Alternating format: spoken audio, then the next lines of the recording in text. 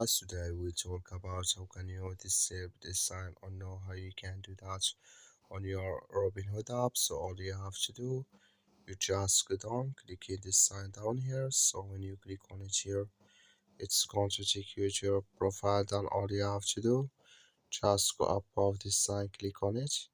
So then it's going to take you to this list. Then all you have to do, just click on settings. So then it's going to take you to this list. Then you just click on notifications and messages here. Then come to this list. Then all you have to do, just click here on push notifications. When you click on it, it's going to take you to this list. Then all you have to do, just go down here. So you keep going down here. You come here to IPO accesses. Click in this sun or this color. Like you see, color it's gone. That's mean it's disabled with us now. That's all you have to do. Thank you for watching. Don't forget to support us by like and subscribe.